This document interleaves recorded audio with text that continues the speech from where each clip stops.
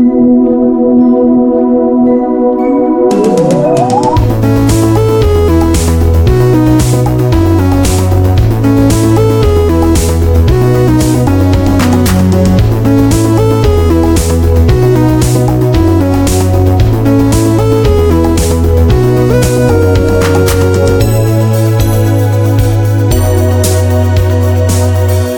welcome to the Popular Podcast.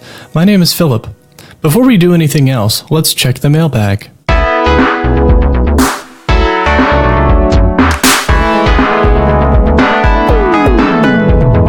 Laurie O. writes, my local theater was doing a late-night screening of Ransom of the Chosen, which I had never seen before. I generally like old horror, but I wasn't into the gore of this one, so I ended up walking out during the final reaping scene. Have you ever walked out of a movie? Hi, Laurie. Yep, it's actually kind of a funny story. One time I was watching a movie. I don't even remember which one it was, but I had to pee really bad. I think I drank a large Coke, which wasn't the best idea, and I actually got up in the middle of the movie and walked out of the theater. This theater had a restroom I could use, so I did, and came back and finished the movie, but I do wonder what the rest of the crowd thought when they saw me walking out during the middle of the movie. Alright, next let's all hop in the wagon and get going to the Little Piggy Market as we delve back into toe ring talk where excuse me, I need to get this. Philip speaking. Hi Philip, it's Philip. Hey, is everything okay? Yeah, it's fine. Is everything okay with you? Yeah, it's fine. I'm in the middle of recording an episode of the Popular Podcast, though. Oh, neat. Well, this shouldn't take long. I just wanted to let you know that I saw an ant in the bedroom. Oh, really? Are there ants in there now? I was going to ask you the same thing. Are there ants in there now? I don't know. I don't think I've seen any others in there. Do you think it came all the way from the kitchen? It's possible one got a ride from the kitchen if it crawled on one of us or something, though I think the kitchen ants are pretty much gone now. That's good. You think the last pest control treatment did the trick? Well, I think it worked for now at least. They'll probably come back like they have before, though. Yeah, but usually they just come back in the kitchen, not in other rooms. True. Well, we'll just hope that this one was a rogue ant and not a signal we're about to get a lot more. Yeah, really. Okay, well I guess we can both keep an eye out and report in if we see any more. Okay, sounds like a plan. I should probably get going now. Okay, thanks for taking the call. Talk to you soon. Yeah, hopefully not about ants, though. Yeah, I know, right? Sorry about that. You know, we should probably just keep things moving. It's time for Dream Analysis.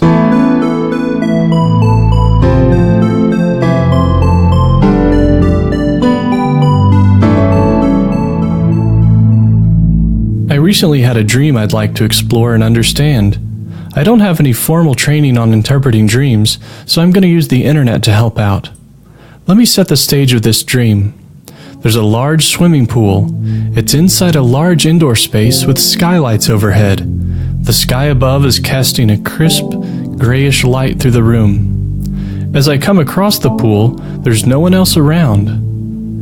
Okay, so according to the internet, being indoors suggests that I need to take some time for some self-introspection. The dream may be a metaphor that I need to look within myself. Gross. The skylight represents enlightenment and guidance from a higher source. Okay, so I'm going to get some help looking inside myself. Good so far. The pool itself represents that I need to acknowledge and understand my feelings. This seems to be getting a little redundant. It also means I desire to be cleansed. I need to wash away the past. Alternatively, if I were shooting pool, that would indicate I need to focus harder on a problem, whatever it may be, in my waking life.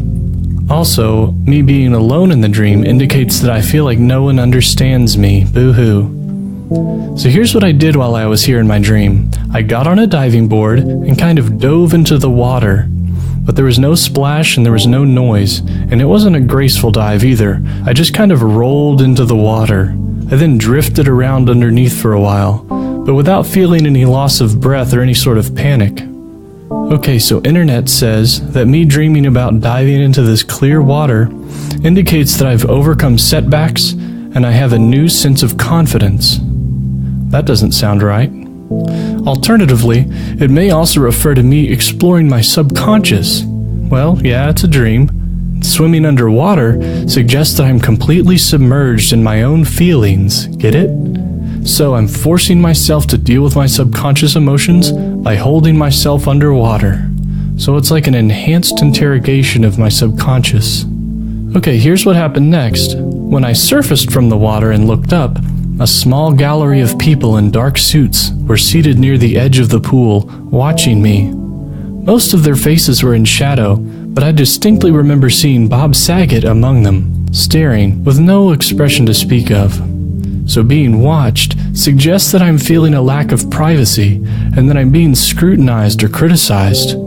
Well, I wasn't too happy with how I dove in the pool, so maybe they were reflecting my perception of potentially being judged for a sad dive. I couldn't find anything to help me interpret what Bob Saget's being there means.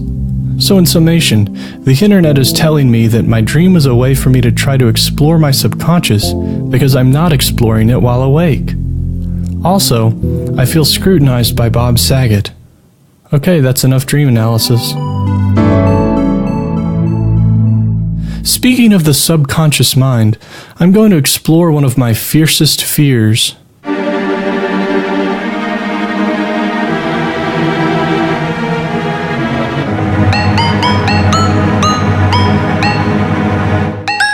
We're all haunted by our fears. Sometimes they're faceless specters hovering just outside of our periphery, and sometimes they manifest in crystal clear detail before our waking eyes, like Bob Saget. The fear I'd like to focus on today comes in the spherical form of a red seedless grape. I'm sure you've heard me many times before on this podcast rattle on about my love for grapes, but in fact that love has an inverse, which I don't often confront, but always feel very close by. I'm speaking about the fear of being home alone and tossing up a grape in the air, catching it in my mouth and getting the grape stuck in my throat to the point that it blocks my windpipe. I've never performed the Heimlich on myself before, so I'm not even sure that I could do it. This fear also applies to little pieces of hot dog, popcorn, chicken with bones, chocolate-covered nuts, chocolate-covered bolts and screws, and basically anything else that's a hazard for babies to eat. I like doing the grape toss mouth catch trick, but I think I need to accept I'm taking my life into my hands every time I do it. Does this fear resonate with any of you?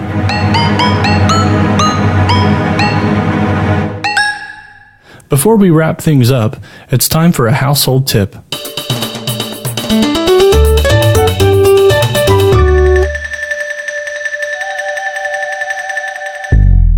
You know, it seems like every few weeks we start a new month. They go by so quickly. And if you have wall or desk calendars to worry about, changing them each month is a demanding task in and of itself.